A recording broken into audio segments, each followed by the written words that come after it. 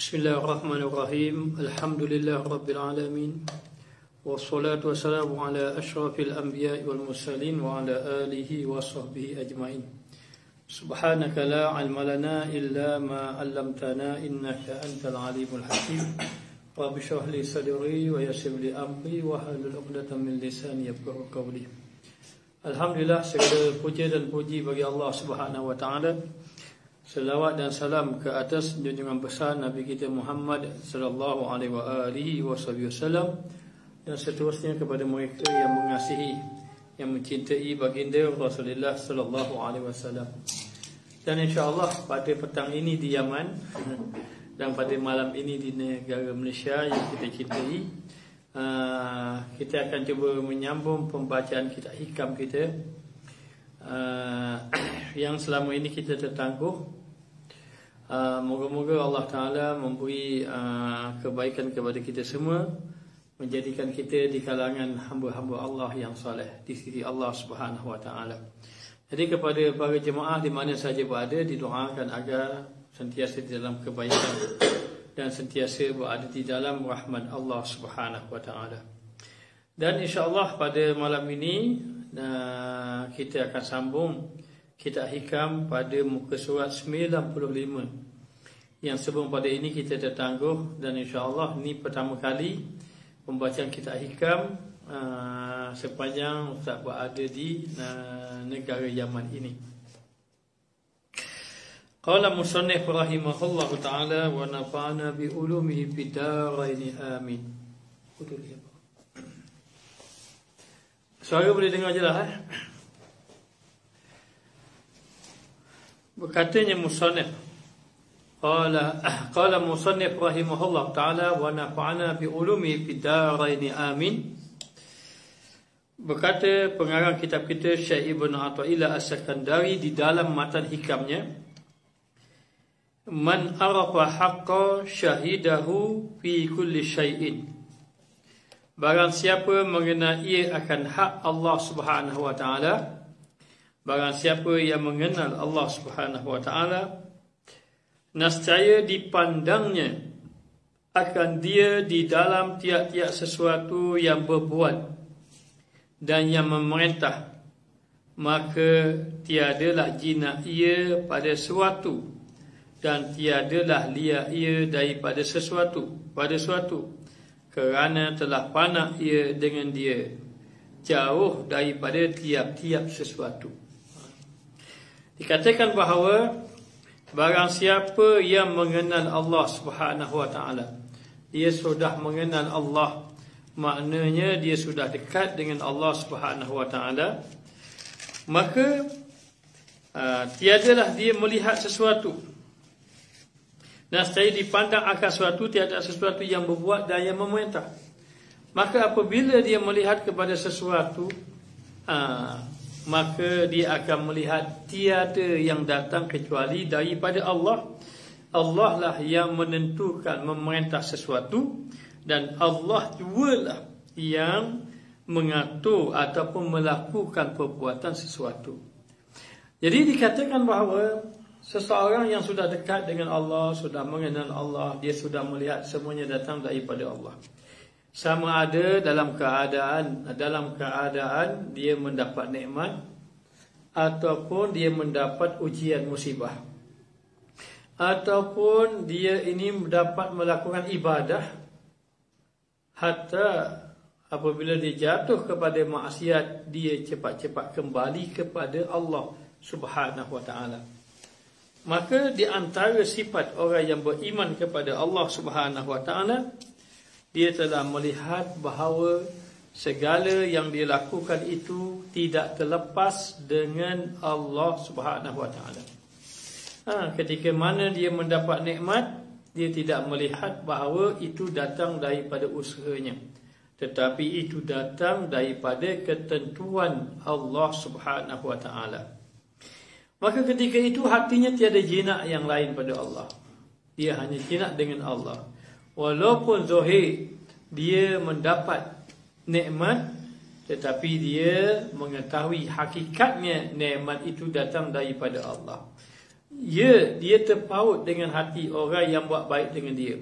Tetapi hati dia yang sebenar, dari segi hatinya, dia melihat itu datang daripada Allah Ta'ala. Janganlah seseorang itu, apabila seseorang itu mendapat nikmat, dia hanya melihat orang itulah yang memberi nikmat, lalu dia melupai Allah yang memberi nikmat sebenarnya, sehingga dia mengingati orang yang memberi nikmat lebih daripada mengingati Allah yang pemberi kepada nikmat tersebut. Maka ini bermakna orang itu belum lagi benar-benar mengenal Allah. Orang yang sudah benar-benar mengenal Allah, maka dia ini melihat bahawa antara makhluk dengan Allah tidak dapat dipisahkan. Sama ada mendapat nikmat itu datang daripada Allah Ta'ala, sama ada diberi ujian, semuanya datang daripada Allah, sehingga hatinya tidak luput, hatinya tidak putus mengingati Allah Subhanahu Wa Ta'ala. Maka ada orang yang bila mana dapat nikmat lupa kepada Allah. Setelah Allah memberi ujian, musibah, baru kembali kepada Allah Ta'ala. Ini tandanya dia belum lagi benar-benar mengenal Allah.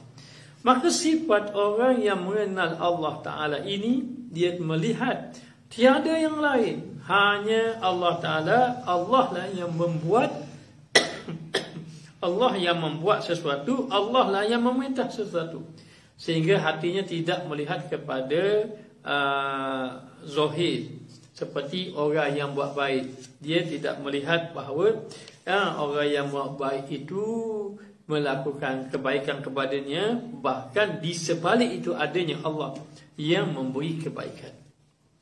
Dan begitu juga hatinya tidak liar, sentiasa ingat pada Allah. Tidaklah jadi seperti orang yang liar ni. Macam mana? Orang yang liar ini seperti ketika mana dapat nikmat, ingat Allah. Ketika mana dapat musibah, ketika mana dapat nikmat, ingat Allah. Dapat musibah, marah pada Allah. Ada juga. Ataupun ketika mana dapat nikmat, lupa Allah. Ketika mana dapat musibah, baru ingat pada Allah. Ini dikira orang yang masih lagi liar dengan Allah. Maka orang yang sudah mengenal Allah, hatinya tidak jinak dengan makhluk, hatinya tidak liar dengan Allah Subhanahu Wa Ta'ala. Maka tiadalah jinak ia pada sesuatu, dan tiadalah ia liar dia pada sesuatu, kerana telah panak ia dengan dia daripada tiada sesuatu. Kerana apa?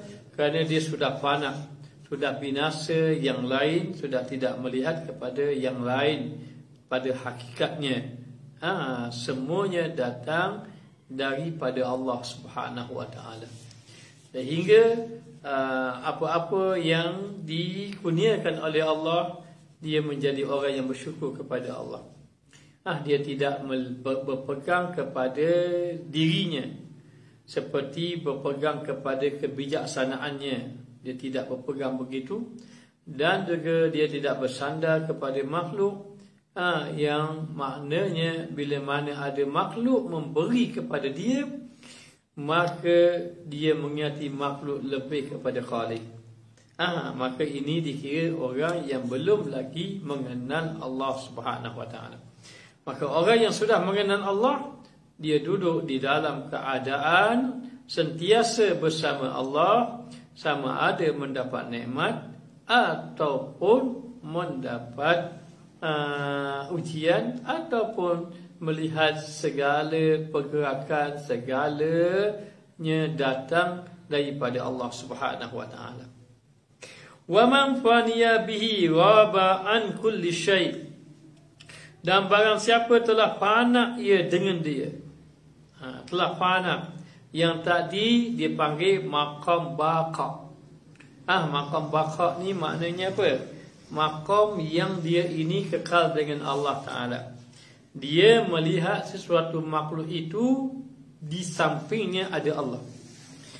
Dia melihat sesuatu makhluk di sampingnya ada Allah. Tak boleh faham, maknanya Maqam baqa ini adalah menyaksikan hamba itu adanya Allah Ta'ala di sebalik makhluk.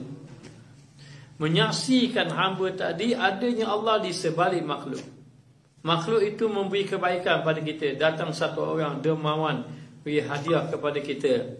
Beri hadiah kepada kita. Maka dia menyaksikan di sebalik orang yang dermawan itu, Allah lah yang menggerakkan hatinya sehingga dia menjadi orang yang dermawan. Maka ini maqam baqa. Maqam baqa adalah menyaksikan hamba tadi di sisi makhluk itu adanya Allah. Itu dipanggil maqam baqa. Di sisi makhluk itu adanya Allah. Maknanya dia melihat makhluk dan melihat Khalik. Dia melihat maknanya sesuatu tadi di sebaliknya hakikatnya adanya Allah Subhanahu wa taala. Dia pun tengok adanya banjir yang besar. Maka dia melihat berlakunya banjir yang besar itu adalah datang daripada Allah. Dia tidak kata banjir ini kerana berlakunya kerana sistem peparitan dan sebagainya. Hanya melihat zahir, tidak.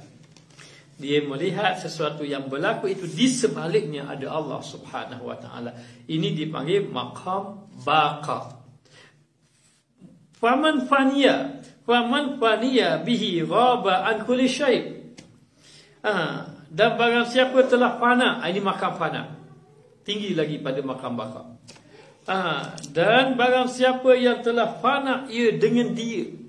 Fana ia dengan dia, dengan Allah. Dia sudah fana dengan Allah. Maknanya dia sudah binasa yang lain. Dia hanya dengan Allah Ta'ala sahaja.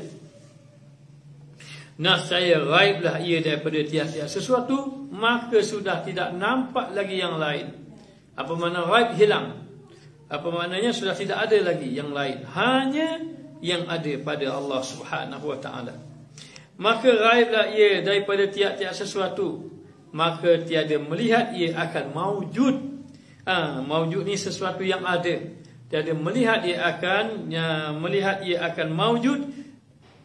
Maujud yang lainnya. Tidak ada yang lainnya. Hanya Allah Ta'ala.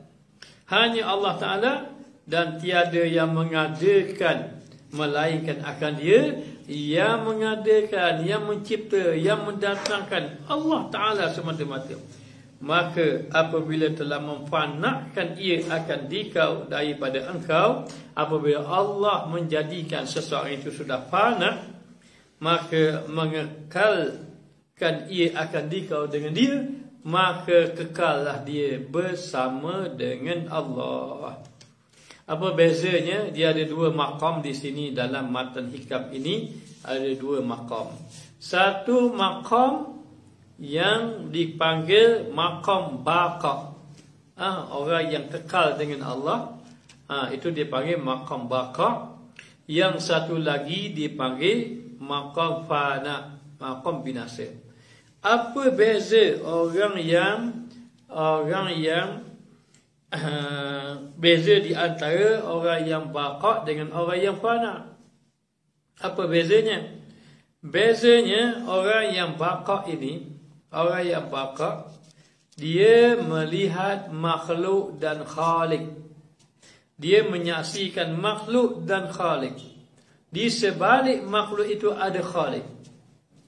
Nah, di sebalik sesuatu itu, di sebalik ada sesuatu yang ada itu, ada yang mengadakan. Ini dipanggil maqam baqa. Yang menyaksikan hamba itu ada bersamanya, ada di sisinya Allah Subhanahu wa ta'ala. Maka bila ada berlaku, dia terus kepada Allah. Walaupun dia mendapat nikmat. Dia dapat nikmat yang memberi itu orang yang beri, orang kaya beri pada dia. Tapi dia melihat itu daripada Allah yang menggerakkan hati, menjadikan orang itu dermawan kepadanya. Maka itu dipanggil maqam baqa. Ada satu lagi dipanggil maqam fana. Apa beza maqam fana? Maqam fana adalah hanya semata-mata melihat khaliq. Ghaib padanya makhluk. Sudah tidak lagi melihat kepada makhluk. Dia hanya melihat kepada khaliq. Ini dipanggil maqam baqa.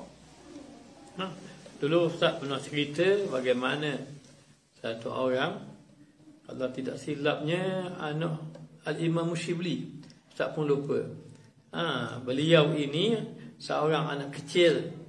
Ketika mana ayahnya ingin pergi mengerjakan haji, kata anaknya, pergilah ayah. Pergilah ayah mengerjakan haji. Tinggalkan kami di sini, katanya. Ada yang mengatakan bahawa pergi nak menuntut ilmu, nak tinggal keluarganya. Maka sang ibu tadi marah. Dialah satu-satunya suami, satu-satunya ayah yang menanggung keluarganya. Maka keluarganya tak bagi. Semua tidak bagi, kecuali anak yang kecil, lebih kurang umur 9 tahun. Dia kata, ayah pergilah, dia kata. Kerana sesungguhnya Allah akan menjaga kami. Maka ayah dia pergilah. Bila pergi saja, ternyatalah hari pertama makanan berkurangan, hari kedua, sampai pada hari ketiga makanan tiada. Sudah tidak ada makanan kecuali tinggal air saja. Tinggal air saja. Akhirnya semua tadi, ibunya termasuk adik-beradiknya, semua marah kepada adiknya yang paling kecil yang umur 9 tahun tadi. Kamulah yang suruh ayah kamu pergi. Tinggalkan kita semua. Tengok kita susah, siapa nak tanggung kita, nak makan semua. Maka anak dia bertanya, tidak yakinkan kamu kepada Allah? Tengah-tengah dalam keadaan macam itu, tidak ada makanan, hanya tinggal air sahaja. Datang satu rombongan yang menunggang kuda. Datang, berhenti. Lalu dia berkata, ketua yang menunggang kuda tadi, ketua mereka itu, rombongan tadi kata, apa kata kalau kita pergi cari air di rumah kawasan yang terdekat ini, mana tahu kalau ada di kalangan mereka yang dapat memberi air kepada kita. Maka dihantarnya orang untuk mencari air. Lalu ketika itu diketuknya pintu. Bila ketuk pintu, terkejut keluarga tadi, keluarga yang ayahnya telah meninggalkan dia tadi. Maka dibukanya pintu.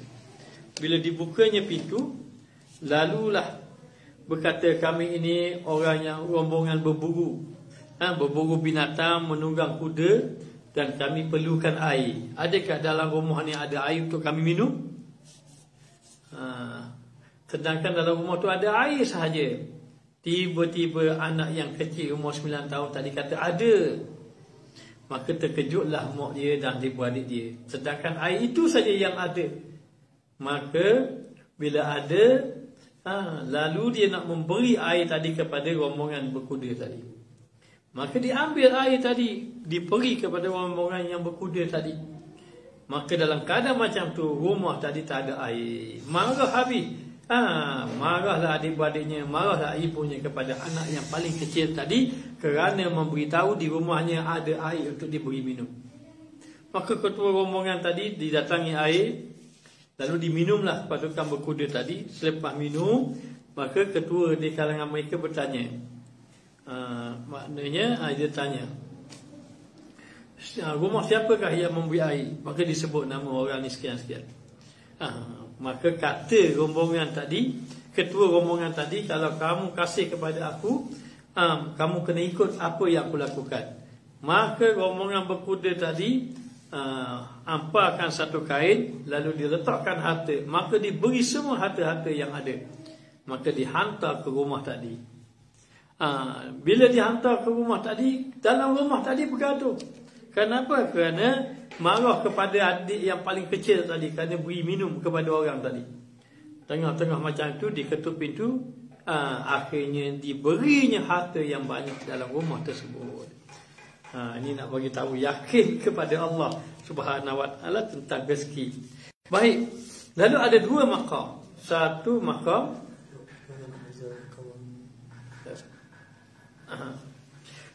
maqam, dia panggil maqam fana.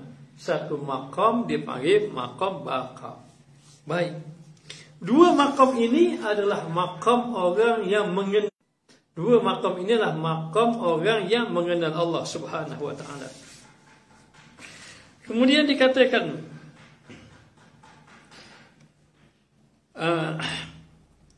orang yang fana, barang siapa yang fana ia akan dia dengan Allah, maka raiblah ia daripada tiap-tiap sesuatu, maka tiada lagi dia memandang pada sesuatu, tiada lagi memandang kepada yang zahir. Kalau orang memberi nikmat, tiada lagi memandang kepada orang yang memberi nikmat, tetapi memandang kepada pemberi nikmat, yakni Allah Ta'ala. Nascaya, maka dia kata tiada melihat ia akan mawjud yang lain. Dia tiada ada melihat yang lain, hanya dia melihat kepada Allah Ta'ala semata-mata. Dan tiada yang mengadakan melainkan akan dia, dan dia hanya melihat, tak ada yang mengadakan Allah, tiada yang memberi, Allah Ta'ala semata-mata. Dia sudah tidak melihat kepada makhluk, tetapi hanya melihat kepada Khalik. Maka apabila mempanakkan ia akan dikau daripada engkau, seandainya Allah memberi kepada kamu maqam panak, maka mengekalkan ia akan dikau dengan dia, maka kamu akan terus duduk dengan Allah Ta'ala. Kenapa? Kerana yang lain sudah hancur. Panak ni sudah binasa. Ada pun kita dalam hati kita banyak lagi perkara-perkara yang ada dalam hati yang selain pada Allah.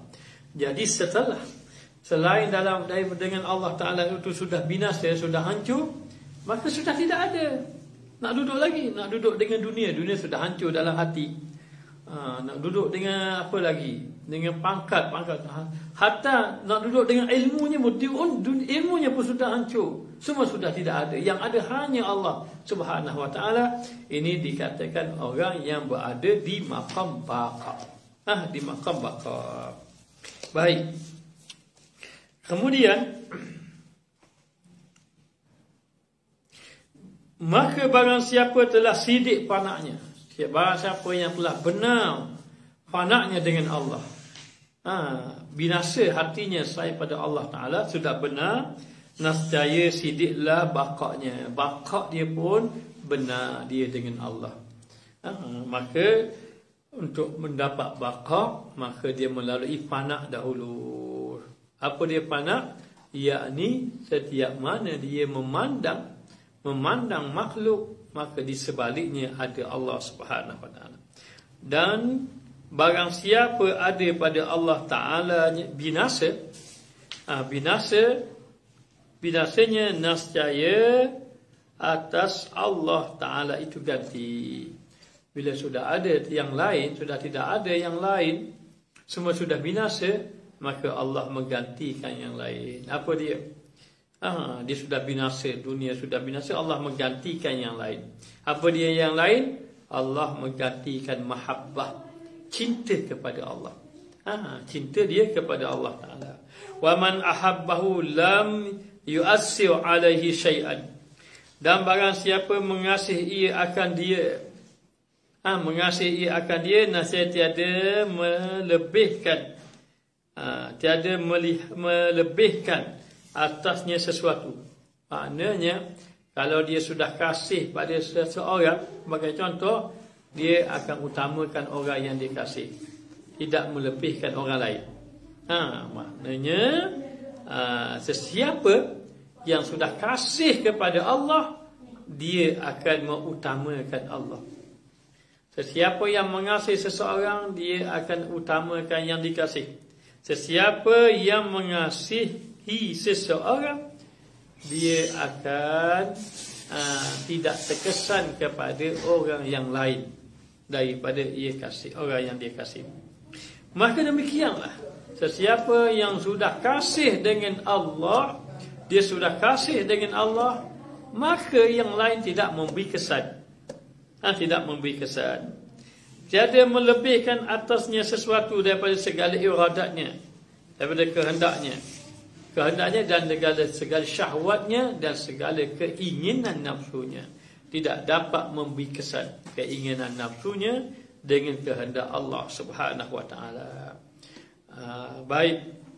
Dikatakan bahawa apabila seseorang itu dia sudah kasih kepada Allah ataupun Allah kasih kepada dia, maka Allah Ta'ala akan jadikan dia itu mengutamakan Allah pada yang lain. Dia hanya mengutamakan Allah pada yang lain. Maka seseorang yang Allah Ta'ala kasih itu ada tanda-tandanya.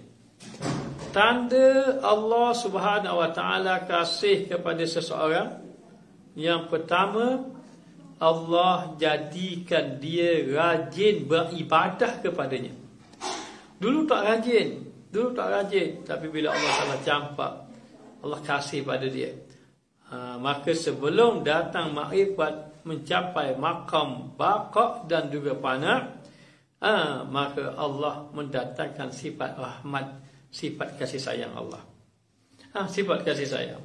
Tak kiralah sifat kasih sayang itu kadang-kadang ada kisah orang itu dia bagi minum kepada anjing saja. Allah Ta'ala bagi sifat kasih sayang. Ada orang masuk syurga disebabkan niat. Niat dia apa? Niat dia kata, kalaulah bukit itu, masa besar bukit itu gandum, bukit itu bertukar menjadi gandum, maka aku akan bagi makan kepada orang-orang yang lapar. Maka dengan perkataan itu menyebabkan dia masuk syurga. Bila Allah sudah kasih kepada seseorang, maka Allah Ta'ala akan memberi ataupun menolong dia. Antara tanda Allah Ta'ala kasih pada seseorang, yang pertama, Allah jadikan dia rajin beribadah kepada Allah. Ini yang pertama. Yang pertama, menjadikan dia rajin beribadah pada Allah. Yang kedua, Allah jadikan dia ini mudah untuk meninggalkan maksiat. Yang ketiga, Allah kurniakan dia sahabat yang soleh. Allah kurniakan dia sahabat yang soleh. Dan yang keempat, Allah Ta'ala datangkan kepada dia ataupun dia mendatangi guru yang benar lagi soleh. Maka ini tanda. Empat tanda seseorang itu mendapat kasih sayang Allah. Allah bagi dia rajin beribadat. Allah jadikan dia dapat meninggalkan maksiat. Allah kurniakan dia teman yang baik. Allah Ta'ala datangkan dia seorang guru yang benar, yang dapat menolong dia menjalani perjalanan mengenal Allah Subhanahu Wa Ta'ala. Maka ini jalan seorang tadi mengenal Allah melalui mahabbah Allah terhadap hamba-Nya. Moga-moga Allah Ta'ala jadikan kita orang yang dikasihi oleh Allah Subhanahu Wa Ta'ala. Dan dikatakan bahawa inilah segala pekerjaan yang telah menyebutkan akan dia mu'alif, iaitu segala alamat sampai kepada maqam yang tinggi. Sebagai alamat sampai kepada maqam yang tinggi, iaitu kedudukan yang tinggi, dan dengan dialah sah dan sempurna. Maka barang siapa tiada mendapat akan dia di dalam dirinya, maka sayugianya jangan baginya mendakwa segala maqamat. Maka seseorang yang melihat makhluk di sebaliknya Allah, ataupun seorang yang melihat segala-galanya datang daripada Allah, ini tanda orang yang sudah mendapat maqam-maqam di sisi Allah Subhanahu Wa Ta'ala. Maka dalam keadaan macam itu, seorang itu bila mana dia nak mendapat maqam macam ini, Allah Ta'ala akan campakkan kasih sayang Allah kepada dirinya. Walaupun dia ahli maksiat, walaupun asalnya dia ahli maksiat, walaupun pada asalnya dia ini lupa pada Allah, walaupun pada asalnya dia ini orang yang jauh dengan Allah Ta'ala, walaupun asalnya begitu, jalan dia bila Allah nak sampaikan, nak beri makrifat kepada dia, yang pertama Allah Ta'ala campakkan rasa kasih sayang Allah kepada dia. Mungkin boleh jadi dengan sebab dia bersedekah, boleh jadi dengan sebab dia buat baik pada ibunya ataupun ibu bapanya, boleh jadi dengan sebab juga dia ini taat dengan gurunya, ataupun boleh jadi juga dengan dia ini maknanya suka menolong orang, maka berbagai jalan yang menyebabkan dia mendapat kasih sayang Allah. Maka dengan sebab itu, untuk nak mengenal Allah ini, banyakkan buat kebaikan, banyak buat kebajikan, sehingga Allah campakkan rasa kasih sayang. Bila Allah Ta'ala campak rasa kasih sayang Allah kepada hamba tadi, maka Allah Ta'ala akan tolong dia. Bila tolong dia, Allah jadikan dia ini maknanya berubah daripada sifatnya yang buruk kepada sifat yang baik. Seperti apa? Seperti dia dulu hubbud dunia contohnya. Dia hubbud dunia, cintakan kepada dunia. Tetapi bila Allah Ta'ala campakkan kasih sayang kepada dia, jadilah dia hubbul akhirat, suka kepada akhirat. Ataupun dia seorang yang takabur, tapi Allah Ta'ala campak kasih sayang pada dia, jadi dia orang yang tawadhu. Ataupun dia seorang yang suka dendam pada orang, tapi bila Allah Ta'ala campak kasih sayangnya, maka jadilah dia orang yang pemaaf. Ataupun dia dahulu seorang yang amat bakhil, kedekut untuk mengeluarkan harta benda, tapi bila Allah Ta'ala campak kasih sayang, lalulah Allah jadikan dia seorang pemurah. Dia bagaimana dapat macam itu? Dengan 4 jalan tadi. Dengan Allah Ta'ala beri rasa dia rajin beribadat, Allah Ta'ala campak dia rasa benci pada maksiat, Allah Ta'ala jadikan dia ini supaya suka dan suka mendekatkan orang saleh, mendekatkan diri dengan orang saleh. Ataupun Allah Ta'ala kurniakan dia berjumpa dengan guru yang saleh. Bertemu dengan guru yang saleh ini satu nikmat yang besar. Guru yang boleh memimpin kita, membawa kita mengingati Allah Subhanahu Wa Taala. Jadi Al-Fakir Ustaz rasa sangat bersyukur kerana duduk di Tarim ini, walaupun setakat ini tidak boleh pergi ke kuliah kerana ada sedikit kecederaan, namun rasa bersyukur kerana dapat berdampingan dengan Allamah Habib Umar, seorang guru yang dilihat seorang yang saleh. Maka ini semua datang daripada Allah Subhanahu Wa Taala.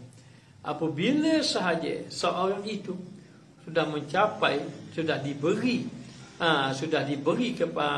keadaan macam ini, suka pada taat, suka belajar maknanya, maka dalam keadaan macam itu Allah Ta'ala jadikan dia ini mengutamakan Allah. Masuk. Sekejap saya masuk dulu, tunggu sekejap. Apa lah? Ada tetamu datang. Jadi Allah Ta'ala jadikan beliau ini, orang yang Allah Ta'ala kasih ini, Allah Ta'ala jadikan dia ini mengutamakan Allah daripada kehendak dirinya. Ini tanda orang yang Allah beri kebaikan dengan dirinya. Baik, sikit lagi ya. Dan ketahui olehmu bahawasanya, jangan baginya mendakwa segala maqamat itu, dan hendaklah mengamalkan dia atas mujahadah dirinya. Maka hendaklah dia saat mujahadah, lawan hawa nafsu dia pada barang yang mengesahkan akan dia, yang menunjukkan bahawa benar dia dengan Allah Ta'ala, dan menyempurnakan akan dia dan juga jalan yang membawa dia sempurna pengenalan dia, makrifat dia kepada Allah. Dan ketahui olehmu bahawasanya wujud makhluk itu, kehendak mereka itu bagi memandang hak Allah. Wujud makhluk itu adalah supaya kita memandang Allah, memandang hak Allah. Allah datangkan makhluk supaya dengan makhluk itu kita dapat melihat hak Allah Ta'ala. Allah Ta'ala datangkan orang yang dermawan, itu sifat Allah yang dermawan. Allah Ta'ala datangkan seorang yang baik, maka sifat Allah yang maha baik. Dan dikatakan bahawa maka wujud mereka itu nurnya di dalam mereka itu. Maka apa yang ada pada sifat-sifat yang baik pada orang itu, adanya Allah yang mencampakkan dalam hati dia, campakkan cahayanya. Dan zahir mereka itu dengan nur itu menunjukkan hampir kepadanya. Maka apabila seorang itu melakukan perkara-perkara yang baik, menandakan di dalam hatinya ada cahaya. Cahaya itu datang daripada cahaya Allah Subhanahu Wa Taala dengan sebab ketaatan-ketaatan yang dia lakukan. Sebab itu dikatakan bahawa orang yang ada hatinya cahaya dengan sebab amalan-amalan soleh, sembahyang mendatangkan cahaya, berzikir mendatangkan cahaya, bersedekah mendatangkan cahaya, banyak amal-amal soleh. Setiap amal-amal soleh ni sebenarnya mendatangkan cahaya di dalam hati. Setiap amal-amal soleh yang kita lakukan. Jadi bila mana saja kita melakukan amal soleh, maka semakin banyak amal soleh tadi, semakin banyaklah cahaya-cahaya yang Allah Ta'ala campakkan di dalam hati. Maka dalam keadaan macam itu, membawa seorang tadi dekat dengan Allah Subhanahu Wa Taala dan menunjukkan zahir mereka itu dengan nur itu menunjukkan hampir, yakni dekat daripada mereka itu. Mereka itu dekat dengan Allah dengan sebab cahaya yang dicampakkan di dalam hati. Maka apabila telah engkau fikirkan, akan engkau ketahui. Kalau kamu fikirkan, kamu akan ketahui. Itulah dia di antara jalan mengenal Allah Subhanahu Wa Taala. Jadi jalan mengenal Allah Ta'ala ini yang pertama, jalan Allah mencampakkan kasih sayang. Macam mana nak campak kasih sayang? Banyak melakukan kebaikan. Bila banyak melakukan kebaikan, infak sebagai contoh, buat baik ataupun melakukan seumpamanya, maka Allah kurniakan dia. Apa dia? Jadi rajin beribadat, jadi meninggalkan maksiat, jadi dapat sahabat yang baik, yang saleh. Allah Ta'ala kurniakan guru yang benar. Maka dengan sebab itu jadi bertukar dia. Bertukar dia. Apa bertukar? Cinta dunia kepada cinta akhirat, takabur kepada tawaduk, dendam kepada pemaaf, bakhil kepada pemurah, lupa kepada ingat kepada Allah Subhanahu Wa Taala, sampai dia kepada maqam baqa. Maqam baqa, setiap perbuatan dia ingat Allah Ta'ala. Maka dia melihat kepada makhluk, di sebalik makhluk itu ada Allah. Lalulah selepas mendapat maqam baqa, akhirnya Allah memberi kepada dia maqam fana, sehingga sudah tidak lagi melihat kepada makhluk, hanya melihat kepada Allah. Jadi orang yang dekat dengan Allah, dia tak sibuk dengan makhluk. Dia tak sibuk dengan isu-isu. Macam-macam isu di Malaysia ni pening kita tengok. Maknanya, jadi yang mendengar kuliah ini, pesanan Ustaz, pesanan Ustaz, dan kita termasuk di kalangan orang yang mencela orang-orang. Jangan mencela orang-orang. Tak kiralah orang itu terdiri daripada para asatidzah, ustaz-ustaz, dan kalau mereka ada melakukan kesalahan pun, setiap manusia ada kesalahan. Kalau dia ada melakukan kesalahan, kita mungkin banyak lagi kesalahan. Jadi ustaz tidak boleh panjang, ada sebab-sebab tertentu. Jadi insyaAllah kalau diizinkan oleh Allah Ta'ala lagi, kita akan sambung lagi pembacaan kitab hikam ini. InsyaAllah sekadar ini saja yang dapat disampaikan. Moga-moga Allah Ta'ala memberi kebaikan kepada kita semua. Moga-moga Allah Ta'ala beri kebaikan kepada kita, dikurniakan ilmu yang bermanfaat. Jadi doakanlah. Setakat ini kita masih yakin bergantung dengan ini. Maka Ustaz doakan antum semua supaya mendapat kebaikan, dan doakanlah juga kepada Ustaz agar diberi kesihatan, diberi kebaikan, diberi kekuatan untuk melakukan amal ibadah kepada Allah Subhanahu Wa Taala. Jadi sekadar ini saja. Ustaz ucapkan selamat malam kepada rakyat negara Malaysia. Ada pun Ustaz di sini masih lagi lepas asar. Belum lagi masuk maghrib. Jadi sekadar ini insya-Allah kalau diizinkan oleh Allah, kita akan sambung lagi pembacaan kitab hikam. Lepas pada ini insya-Allah kita kalau ada ustaz buat live, mungkin kitab yang dibaca adalah kitab hikam. Jadi sekadar ini saja Ustaz sudahi dengan wabillahi taufiq wal hidayah. Wassalamualaikum warahmatullahi wabarakatuh.